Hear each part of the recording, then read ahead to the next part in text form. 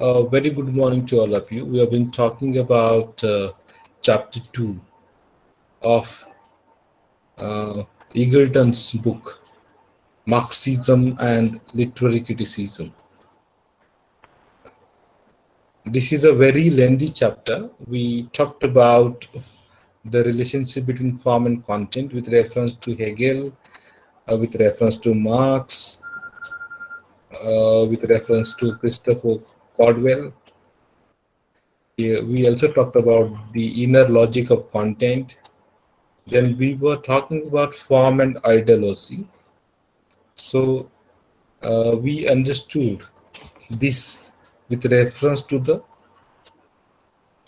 uh, you know what we call novel form, especially in 18th century England, the rise of novel with the rise of middle class, and we also refer to Leon Trotsky, who maintains that the relationship between form and content is determined by the fact that the new form is discovered, proclaimed, and evolved under the pressure of an inner need, of a collective psychological demand, which, like everything else, has its social roots.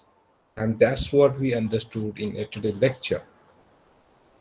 The significant developments in literary form result from significant changes in ideology. And it is evident enough if we look at the examples like the rise of the novel in 18th century England. The novel, as Ian Watt argues, reveals in its very form a changed set of ideological interests. If you have studied British history of British literature, you must have realized it.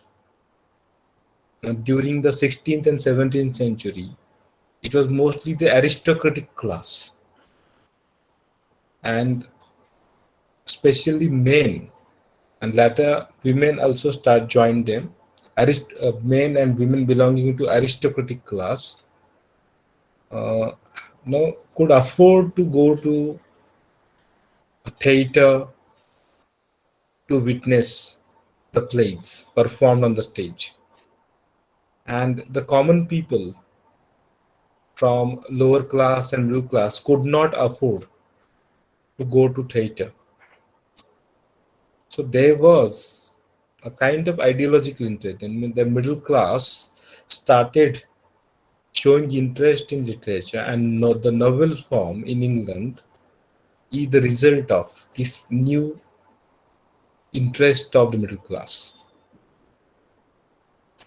Now, no matter what content a particular novel of the time may have, I told you yesterday, I gave the examples of Charles Dickens, Henry Fielding, etc. Okay, it shares certain formal structures with other such works. So the novel form is an instance here. Means a shifting of interest from the romantic and supernatural to individual psychology and routine experience took place because of the novel form. And a concept of lifelike substantial character also emerged. So this is how you can understand the relationship between form and content, and form and ideology. Ideology is a kind of content here which determines the form. So a concern with the material fortunes of an individual protagonist who moves through an unpredictably evolving linear narratives and all and so on can be seen in these novels. I refer to Daniel Defoe in yesterday's lecture, or even today I mentioned it. Daniel Defoe is well known for his novel Robinson Crusoe. So what we see here is the concern with the material fortune of the protagonist Robinson Crusoe, who is placed on the island after the shipwreck. Means there are no people at all, and he has to spend his time. on this island. I am not going to tell the story in detail because that is not the part of our lecture. But Robinson Crusoe's example is very significant in understanding the individual protagonist, the central character. So this change form, as Ion Watt claims, is the product of an increasingly confident bourgeois class.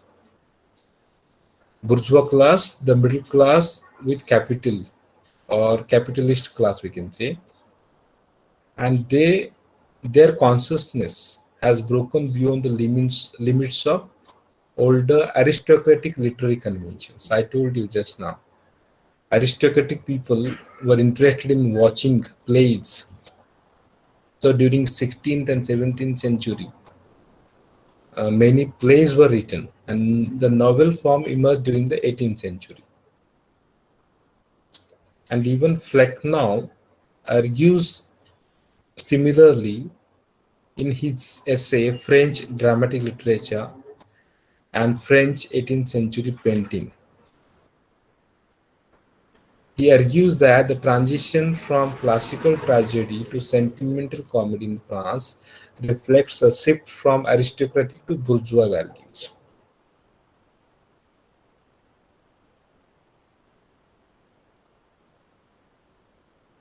Now, same was the case of England after Charles II returned to France, replaced by Charles II. Charles first was, uh, hanged, and Charles II went to France in exile. So change was had taken place. But after he returned, the French influence could be seen on British literature during 17th and early 18th century. So there is, the break from naturalism to expressionism in the European theatre around 18th century. Initially, there was naturalism. In England as well, there was romanticism and all. They turned to expressionism. Expression of feelings got priority. So Raymond Williams, one of the critics, has suggested that this particular change, this shift, signals, shows a breakdown in certain dramatic conventions of the earlier period. And this breakdown in turn embodies specific structures of feelings. Raymond Williams is one of the cultural critics. He's well known for his essays, in cultural studies. Uh, in his analysis of culture and society, he talks about the structures of feeling. So this change, this shift embodies specific structure of feeling, means a specific culture, specific customs. A structure of feeling, a structures of feeling is set of received ways of perceiving and responding to reality. Okay, that we need to understand. A set of received ways of perceiving and responding to reality. And expressionism feels the need to transcend the limits of a naturalistic theatre. In France, especially, the naturalistic theatre assumes the ordinary bourgeois world to be solid, to rip open the deception and dissolve its social relations. It uses symbolism and fantasy to the estranged, self-divided psyche which normality conceals. So what we understand here is that expressionism was influenced by psychology. Instead of talking about symbolic things, this particular school preferred direct expression of the suppressed feelings that we normally conceal, means hide. So therefore, I refer to Virginia Woolf, Henry Fielding, James Joyce. So all these writers, they came up with the innermost feelings, the self-divided psyches of the characters. So this was a kind of transformation of a stage convention. Stage convention. Earlier, there was theater was at the center, and literature was, centered around performance itself. So this transformation of a stage convention signifies a deeper transformation in bourgeois ideology. It suggests a deeper transformation. So the transformation in a stage convention is the form. This form, you know, indicates the deeper structure, the content. So this middle class, emerges as confident. This middle class ideology emerged as confident mid-Victorian notion of selfhood. Self became important, and relationship began to splinter and crumble in the face of growing world capitalist crisis. If you know something about Robert Browning and Tennyson, they are well known for writing what we call dramatic monologues. Now, these dramatic monologues also were examples of an expression of self, we can say. So, there is no simple symmetrical relationship between changes in literary form and changes in ideology. They were not so simple as such.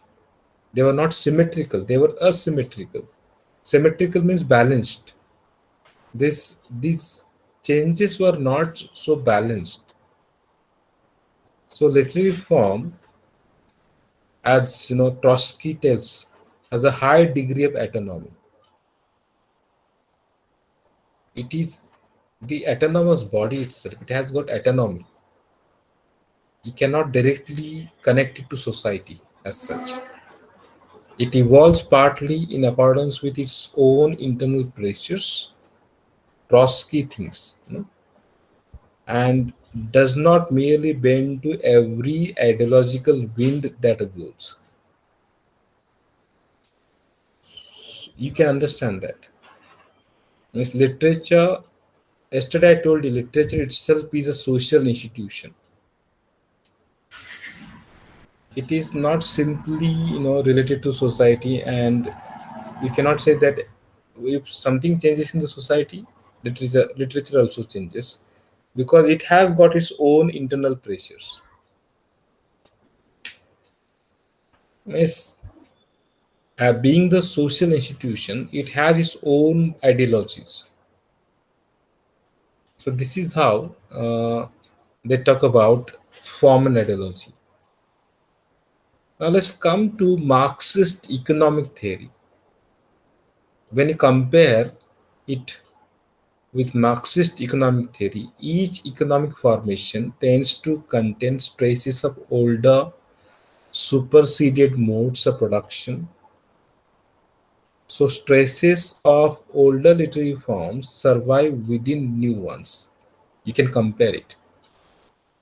Now, for example, we talk about the economic formation, new economic formation. For example, today we follow globalization, liberalization, privatization, etc. After 1992, entire world accepted this policy, what we called LPG, liberalization, privatization, globalization. Now, this is the new kind of economic formation, but it has the traces of older, superseded modes of production. Same with the case of literature. Means when something changes, it does not mean that it changes entirely. Some signs, some reminiscent things are there. Reminiscences are there, we can say. So form is always a complex unity of at least three elements. Form is the combination of three elements. It is partly shaped by relatively autonomous literary history of forms, for example, drama, novel. It has its own literary history as well, not only social history. It crystallizes out of certain dominant ideological structure, means it reflects certain dominant ideological structure, as we have seen in the case of the novel just now we referred. Thirdly, it embodies a specific set of relations between author and audience. These three elements are there. A form has a complex unity of these three elements. Firstly, its autonomy, okay, related to history of forms. Secondly, the reflection of dominant ideological structures, middle class, for example, the rise of middle class, and the relations between author and audience also matter in the emergence of the form. The author knows what the audience wants, and as per the psychology, as per the demand of the audience, the author writes. So it is the dialectical unity between these elements that Marxist criticism is concerned. It tries to analyze these dialectical relations. So when a writer selects a form, what does he do exactly? The writer finds his choice, which is already ideologically circumscribed, means it exists ideologically. And the writer may combine and transmute forms available to him. Transmit means you know it. We have already understood the term transmuter and receiver. Okay, I hope you remember it with reference to reader response theory, Wolfgang Iser. Okay, so the author combines and transmutes forms available to him from a literary tradition. But these forms themselves, as well as the change of these forms, are ideologically significant. Means he transmutes at the same time he himself makes some changes to in these forms, and they are ideologically significant. Further, the languages and devices a writer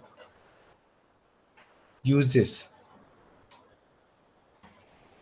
are already saturated with certain ideological modes of perception.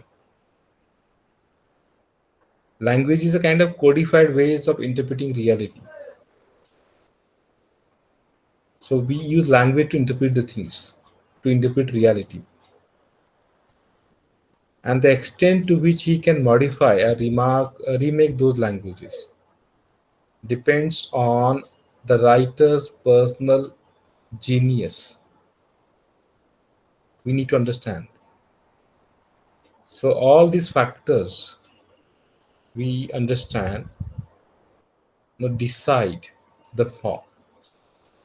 We understood while selecting the form, the writer thinks about the ideology, then he combines and transmutes forms from the literary tradition, then he makes changes by keeping the ideology in at the background.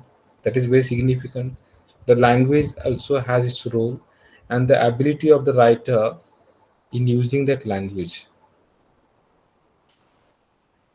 also has its role in deciding the form. So it depends on whether at that point in history ideology is such that they must and can be changed. It depends on the history, the point in history which the author represents, and the ideology, if whether the ideology can be changed or not. So all these factors have the role in playing in deciding the form.